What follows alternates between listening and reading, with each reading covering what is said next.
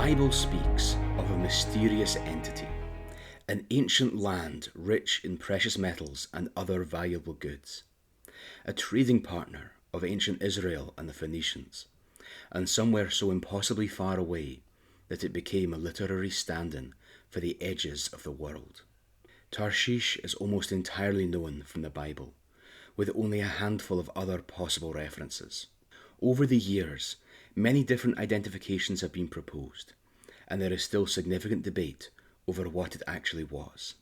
Just before we start here, a quick disclaimer.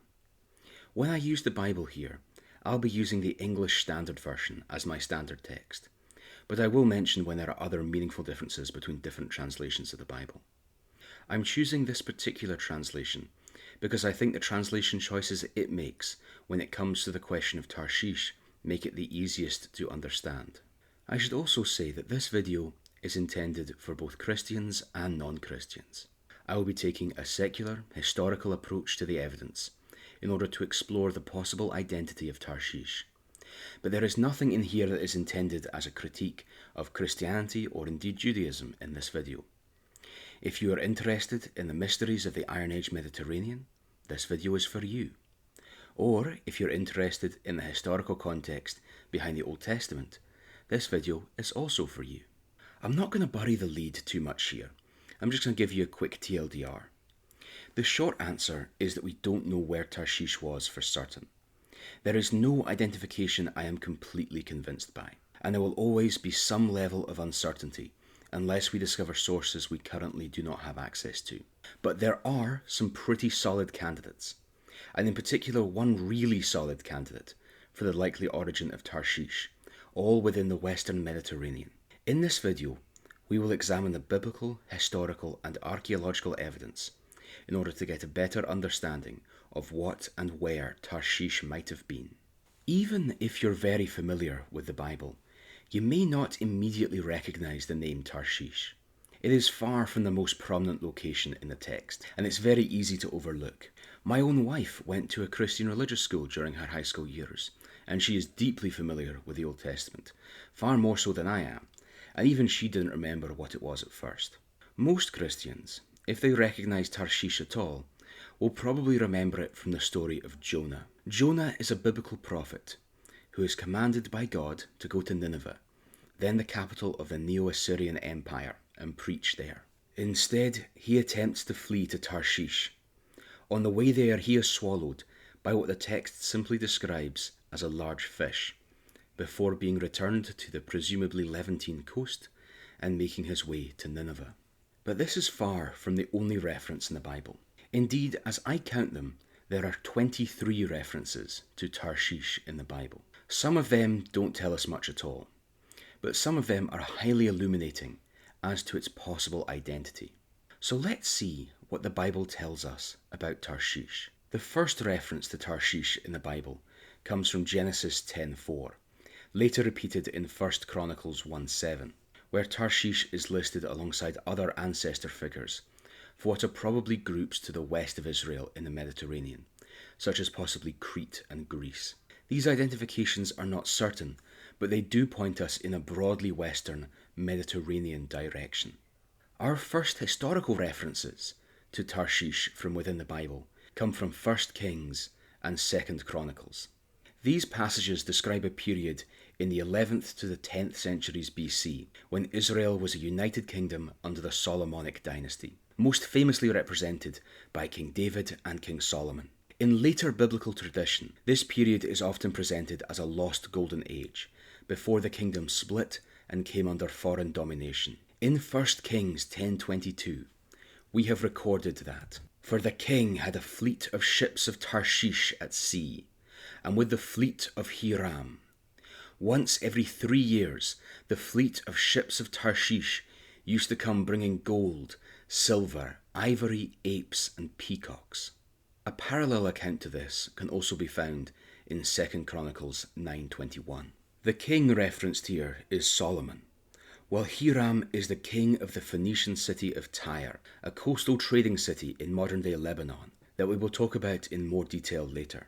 Now, some of the translation choices of the goods brought from Tarshish vary between versions. Several versions do not include peacocks, and instead translate the end as apes and monkeys. The Jewish Publication Society simply leaves the Hebrew word untranslated as tukeyim, with an uncertain meaning. Many scholars suggest that the word tukeyim is a loanword from a Dravidian language of South Asia, possibly from a Proto-Tamil Kannada form. This is a plausible explanation, and it is widely accepted among scholarly circles, but it is far from certain given the limited evidence. Indeed, unless I'm missing something, it only appears that the term is attested in these two parallel versions of the Bible, and literally nowhere else. This severely limits our understanding of this term. The most common interpretation, in line with the Dravidian etymology, is that this refers to peacocks. If that is correct, this creates a problem. Tyre is located on the Mediterranean coast, so this implies a westward voyage to a Mediterranean trading partner. However, peacocks are native to South Asia, and they were not present in the Mediterranean in the 10th century BC, at least not in any significant numbers. If this really is a reference to peacocks, it would represent probably the earliest mention of them in the Near East. One possibility is that the word originally referred to peacocks, but was later used for other large ornamental birds, such as possibly guinea fowl or pheasants. It is also possible that we've misunderstood the term, and it could refer to any of a great number of possible trade goods, and our limited understanding of the word makes any firm conclusion here difficult. The mention of apes is also interesting, as primates were not very widespread in the Mediterranean world. The only area with native primates in the Mediterranean world of the 10th century BC was northwest Africa and possibly Iberia, where the Barbary macaque was native. It is, of course, possible that primates could have been imported from a different source, such as from the Horn of Africa, where baboons were native, and then re-exported to Israel from any number of possible Mediterranean trading partners. We have clear evidence of this kind of trade in the 14th century BC Uluburun shipwreck, recovered off the south coast of Turkey. This ship is not only carrying goods that likely originate in or around the Mediterranean, but also carries ostrich eggs, African blackwood, and hippo tusks, all of which were likely re-exported African products. The presence of ivory in the biblical narrative is also interesting, as there's only a limited number of locations from which ivory could plausibly originate at the time. The only really plausible source for ivory in the Mediterranean is again northwest Africa, where there was still a significant extant population of elephants. Interestingly though, the Asian elephant also had a much greater range during the relevant time period, stretching just about maybe to the modern eastern border of Syria, so ivory originating from West Asia is also a possibility. As with primates, it is entirely plausible that ivory was imported into the Mediterranean from a wide range of possible regions, including North Africa, Mesopotamia, or East Africa, and then re-exported onwards to Israel. Taken together, these references suggest that Tarshish was a wealthy trading partner of both Israel and Tyre, associated with the exchange of metals and other high-value goods. It is consistently portrayed as a significant source of wealth and with close links to the Phoenician trading network centered on the city of Tyre. Most of our biblical references to Tarshish come from a later period in the Levantine Iron Age, after the United Kingdom of Israel had already broken up. This is where we get our best and most illuminating references to Tarshish. There are a large number of our most explicit references within the book of Ezekiel. Ezekiel 27:12 reads as follows: Tarshish did business with you because of your great wealth of every kind. Silver, iron, tin, and lead they exchanged for your wares. Later, Ezekiel 27:25 reads, The ships of Tarshish travelled for you with your merchandise, so you were filled and heavily laden in the heart of the seas. In these passages, Tarshish appears in connection with Tyre. Tarshish is also frequently referenced in the book of Isaiah. In Isaiah 23, which describes the fall of Tyre, Tarshish appears as a trading partner reacting to Tyre's destruction. This is one of the clearest passages linking Tarshish to Tyre. An abbreviated reading of the relevant passage reads as follows: Wail, O ships of Tarshish, for Tyre is laid waste without house or harbour. Cross over to Tarshish, wail, O inhabitants of the coast. Wail, O ships of Tarshish, for your stronghold is laid waste. Here, Tarshish is seen as a trading partner of Tyre, heavily impacted by its prophesied future fall, again showing a tightly linked trading partner operating within that same Tyre-centered network. Isaiah 69 comes later, when Israel is prophesied to be exalted among the nations in a future golden age. It reads, For the coastlines shall hope for me, the ships of Tarshish first. Bring your children from afar, their silver and gold with them. Again associating Tarshish with wealth in metals, especially silver and gold, and referencing Tarshish as a faraway land. Finally, Isaiah 66:19 is referring to a time after the judgment of God, where the survivors will be sent to the furthest corners of the earth, and it reads as follows: And I will send a sign among them, and from them I will send survivors to the nations, to Tarshish, to Pool, to Lud, who draw the bow, to Tubal and Javan, and to the coastlines far away, that have not heard my fame or seen my glory. We can see Tarshish here as one of the furthest parts of the known world from Israel. Again, something that appears apparent in other parts of the Bible. Another reference in Jeremiah 10:9 mentions beaten silver being brought from Tarshish, one of several references that link it explicitly to the import of silver. So what can we conclude so far? Tarshish appears to be a distant trading partner of both Israel and Tyre, indeed being particularly closely connected to Tyre, and located somewhere to the west across the Mediterranean. It is consistently portrayed as a faraway place, often functioning in a literary sense as one of the most distant parts of the known world. It is also associated with wealth, particularly through the export of metals, especially silver, and to a lesser extent gold. There is, however, a problem.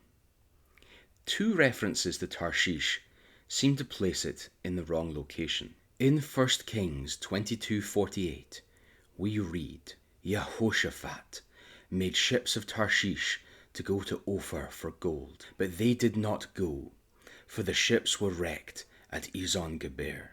This account is repeated in 2 Chronicles chapter 20, verses 36 through 37, where the ships again are said to have been built at Ezon-Geber and intended to go to Tarshish before being destroyed.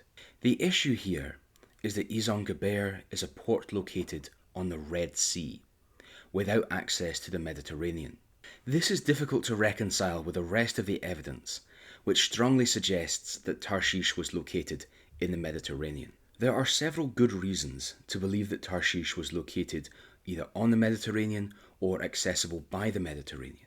Tarshish is closely associated with the Phoenician city of Tyre, which operated in the Mediterranean. Jonah attempts to reach Tarshish by sailing from Joppa, a Mediterranean port.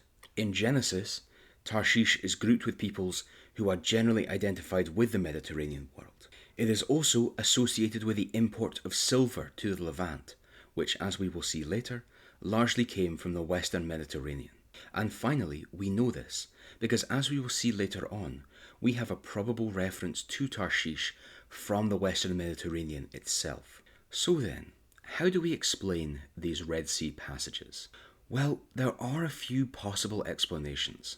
One possibility is that there were multiple places called Tarshish. The name does appear in other contexts, such as a Persian noble in the book of Esther, and the Hebrew writing system makes it relatively easy to confuse similar but slightly different place names.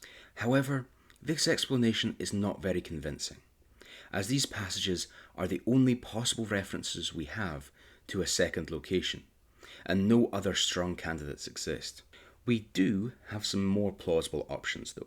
There are two different but compatible theories that can help us explain this, but they do complicate our understanding of Tarshish within the Bible. The first is that the phrase ships of Tarshish may not refer to their destination, but instead to a specific type of ship.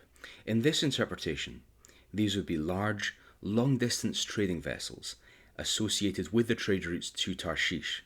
A similar pattern could be seen later in history, where during the classic age of sail, ships that were built for trade with the East Indies were called East Indiamen, even when not sailing to that region. This could be potentially evidenced in 1 Kings 22:48, where the ships of Tarshish are referenced as taking a trip to Ophir, a port probably somewhere on the Indian Ocean, which perhaps would be a good place to do a whole other video on, given the mystery of Ophir itself.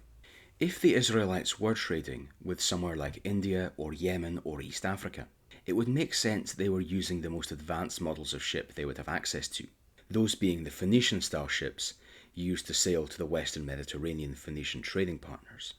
If this is the case, then the ships mentioned in these passages may simply be vessels of this type, intended for a different trade route, such as the voyage to Ophir. The second possibility is that Tarshish could sometimes function as a general term for a distant place. It appears to have been one of the furthest locations known to the Israelites, and at times may have been used more loosely to refer to these remote regions, sort of how a modern English speaker might refer to Timbuktu without literally meaning the city in Mali. This sort of use appears apparent in Psalms 48:7 and Isaiah 2:16. This does, however, mean that we need to be cautious. Not every biblical reference to Tarshish can be taken as a straightforward geographic statement, and some may be shaped by literary or cultural motifs. In addition to the biblical sources, we have two other sources. The first comes from the Neo-Assyrian Empire. From the 9th century BC onwards, the Neo-Assyrian Empire expanded across much of the Near East and eventually came to dominate the Levant, including the Phoenician city-states such as Tyre and the Israelite kingdoms. By the 7th century BC, it was the dominant power in the region. This is important for our purposes because Tyre, as a vassal state, was connected to a wider network of trade and tribute that extended across the Mediterranean. It is in this context that we find a relevant inscription from the Assyrian king Esarhaddon, who reigned from 680 to 669 BC. It reads as follows: "All the kings from the land surrounded by sea, from the country Iadanana and Iaman, as far as Tarshish, bowed to my feet." Iadanana is generally identified with Cyprus. Iaman is less certain, but it most likely refers to Greece, although that identification is fairly speculative. Tarshish here is very likely the same as the biblical Tarshish. It is again referenced as being the furthest of these three locations, and this suggests somewhere to the west of Greece in the Mediterranean.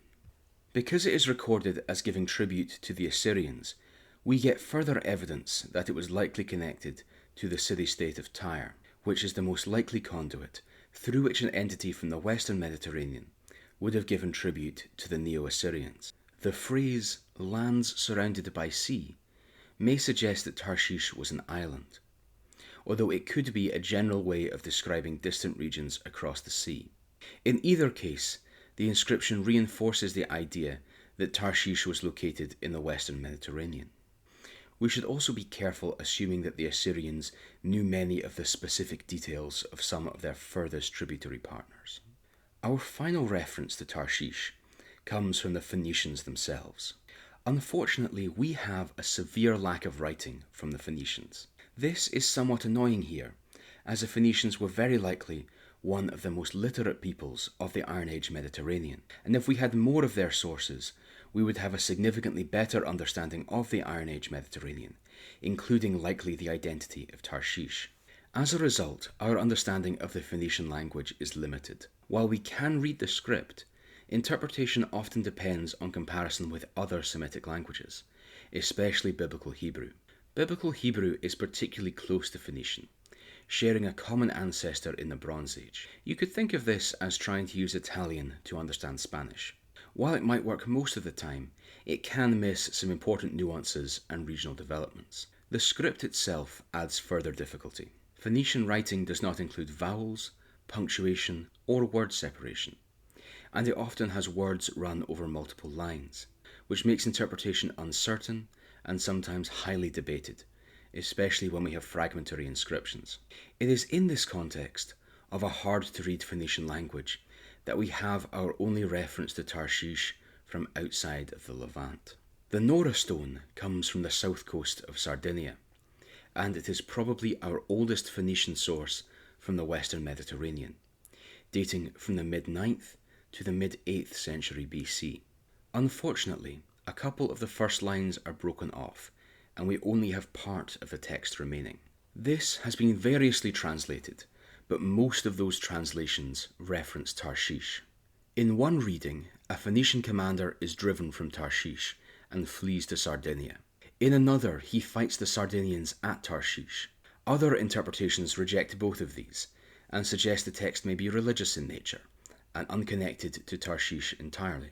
Because of these uncertainties, it is difficult to draw firm conclusions. One reading of the text says that this is a dedication to the founding of Tarshish, in which Tarshish would be definitively located in Sardinia. Alternatively, if they fled from Tarshish to Sardinia, then it definitively counts Sardinia out as a possible location for Tarshish. Unfortunately, it is hard to conclude many of the specifics of Tarshish from this source. But what it does do is fairly convincingly place Tarshish somewhere in the Western Mediterranean, given its location. So far, we have examined the available textual evidence. Based on this, we can outline a set of criteria for identifying Tarshish. Tarshish was located in the Mediterranean, probably the Western Mediterranean, at the far end of the world known to the Iron Age Levant. Tarshish was a trading partner or a colony of Tyre. It was active during the period of the United Monarchy of Israel in the first millennium BC through to the later biblical period. Tarshish was a major exporter of precious metals, especially silver, to the Levant. With these criteria in mind, we can consider the main candidates. Some older biblical scholarship, relying on the aforementioned Red Sea connection, associated Tarshish with India or East Africa. While this was normal in the 18th century, neither of them fit the criteria here. Neither of those locations were exporters of silver to the Levant. Neither of them are located on the Mediterranean, and neither of them were trading partners of Tyre. Flavius Josephus, writing in the 1st century AD, tells us that Tarshish is modern-day Tarsus, a city in the south of Anatolia. Tarsus was an important trading centre, and did export at least some silver, but it does not fit the broader picture.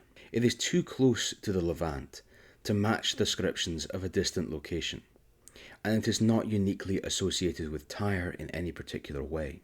For these reasons, it is generally rejected, despite the identification by a classical period writer. Our oldest source for the identification of Tarshish comes from the Septuagint. The Septuagint is a 3rd century BC translation of the Hebrew Bible into Greek. This renders it as Carthage, a once Tyrian colony and eventually independent Western Mediterranean power in its own right, located in modern-day Tunisia. This is definitely a plausible location. It is in the right place, and was a major trading partner of Tyre. However, it wasn't a major source of silver, or any other precious metals, with relatively few such deposits in Tunisia. It could, though, of course, have exported silver to the Levant from its own trading connections within the Western Mediterranean. The biggest problem, though, is Carthage doesn't seem to fit the timeline very well. Carthage was far more relevant in the 3rd century BC, when we get this translation, than it was in earlier centuries, and it seems to have been a translation in the political context of the time. Carthage was likely founded around the turn of the 9th century BC, which is reasonably close to the biblical timeline, but Carthage was a minor player for most of its history, remaining a relatively minor colony that wouldn't rise to prominence until the 6th century BC, rendering its prominence a little too late to be the biblical Tarshish, although it certainly remains a candidate, albeit one somewhat less plausible than others.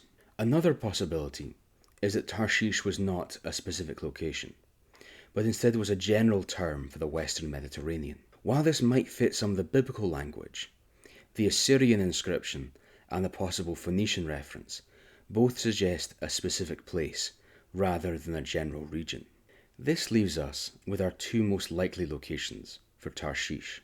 The first is Sardinia.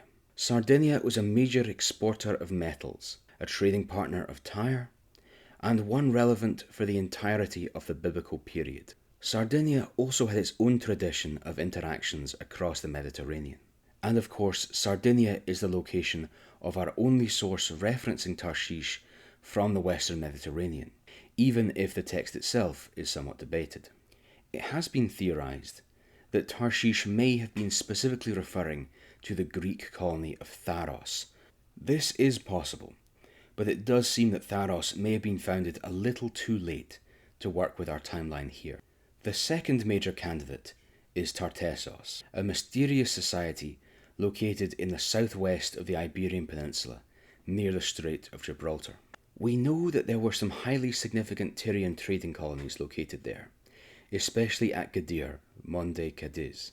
They were highly active seemingly throughout the relevant period, and this area was a highly important exporter of precious metals, especially silver.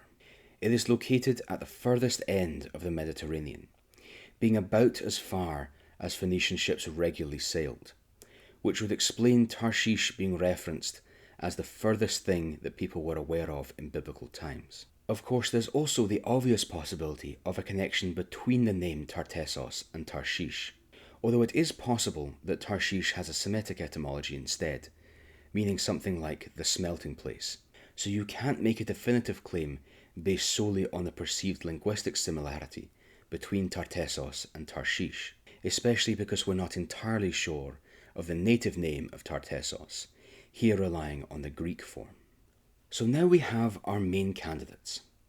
While none can be identified with complete certainty, we can ask which is the most probable. Tarshish is associated with the silver trade, so is there a way we could trace the origins of silver coming into the Levant during the Iron Age?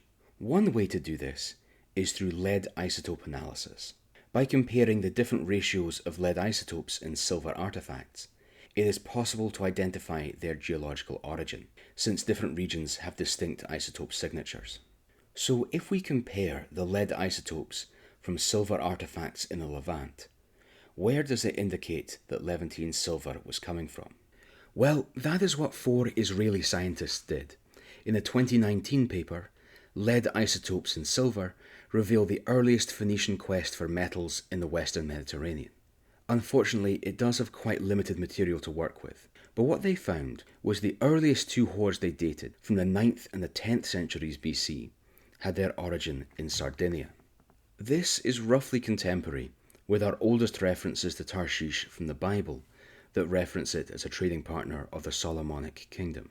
The other 2 silver hoards they tested come from the 9th and the 8th centuries BC. This is a period where we have significantly more evidence of the importance of Tarshish from biblical and other Near Eastern accounts. These 2 silver hoards do not come from Sardinia, but instead from Iberia, where Tartessos was located. This lines up with a broader set of issues for this debate, around when the Phoenicians actually made it to the Western Mediterranean. Prior to the 9th century BC, we have very limited evidence of Phoenicians in the Western Mediterranean. While trade between East and West still occurred through intermediaries, likely including intermediaries based in Sardinia, this does cause significant problems for our oldest records of Tarshish. The narratives from the Solomonic kingdom of Israel referred to a time when direct contact between the Levant and Iberia was unlikely, even if it is likely that some Iberian silver made it into the Levant at this time. So when we take this evidence into account, where does it point us? At first, it gives us a possibly contradictory picture, pointing us towards both of our most probable candidates, Tartessos and Sardinia. However, I think we can conclude that this should point us in the direction of Iberia. These later hoards come from a period in which Tarshish is more clearly attested in both biblical and Near Eastern sources as a major trading partner. This suggests that Iberia may have been the primary source during the period when Tarshish was most prominent, At the same time, the limitations of the data should be kept in mind. The sample size is small, and the trade networks were complex. Silver could have moved through multiple intermediaries before reaching the Levant. So what does this mean for the earlier biblical references? It is possible that silver was already being imported from Iberia at that time, including probably via Sardinian proxies, and simply that the current evidence is too incomplete to show this. It is also worth noting that the biblical texts themselves were compiled significantly later than the events they describe. Books such as 1 Kings were likely finally compiled during or after the Babylonian exile in the 6th century BC. It is in that context that possible later patterns of trade influenced how earlier periods were described, emphasizing prominent trading partners familiar to the authors. This does not mean that there was not trade between the Solomonic kingdom and Tarshish, but it might mean that this trade is emphasized more than the trading partners that were less understood by the 6th century compilers. If we do entertain the idea that Tarshish was in Iberia and was synonymous with the society of Tartessos, we have another thing to consider. Why do the later writers not agree on the location of Tarshish? When classical authors begin to assign specific locations to Tarshish in the last centuries of the first millennium BC and the early centuries AD, their identifications vary wildly. Suggestions range from Anatolia to North Africa, which suggests the original location was no longer clearly known. So why wasn't it known? One possible explanation is the collapse and transformation of Tartessos. This likely took place during the 5th or the 6th centuries BC, between the period of our last contemporary references to Tarshish and the later attempts to identify its location. If Tartessos and Tarshish were synonymous, this would explain how knowledge of the location of Tarshish was lost between the 6th and the 3rd centuries BC, as that is when we get the collapse of Tartessos. A similar argument can be made for Sardinia, although less strongly. Sardinia did not undergo the same level of collapse, as the Nuragic culture remained at least partially intact into the classical period. However, it was incorporated into the Carthaginian sphere by the 6th century BC, and its society also underwent significant change, including likely a shift away from Eastern Mediterranean trade. In both cases, these transformations could have disrupted earlier knowledge and contributed to the uncertainty seen in later sources. So where does this leave us? I can't give a definitive answer, and there is still a real degree of uncertainty here. However, I think the evidence does point in a clear direction. Tarshish was most likely located somewhere in the Western Mediterranean, and the two strongest candidates are Sardinia and Iberia. Of these, Iberia seems to be the more convincing option. It aligns with the scale of metal exports described in the sources. It fits the geographic description of a distant western location, and it may preserve a linguistic connection to the name Tartessos. The isotope evidence, while limited, also supports the importance of Iberian silver during the period when Tarshish is most clearly attested. Iberia fits the evidence most consistently across geography, trade, and material data. That said, this is not definitive. Sardinia remains a plausible alternative, especially due to the presence of the Nora Stone. Certain plausible translations of the Nora Stone would also definitively place Tarshish in Sardinia. And there is still a possibility that Tarshish referred to another location entirely, or that it was used to loosely describe the distant regions of the Western Mediterranean. This is still prominent in scholarly circles, especially from what I can tell amongst biblical scholars. And if we only had our biblical sources, I would have ranked this much higher. But our Assyrian and our Phoenician source do really seem to be referring to a specific location rather than a general term. Taken together, the most reasonable conclusion is that Tarshish was a Western Mediterranean trading centre, most plausibly associated with Tartessos in southern Iberia, but not with complete certainty.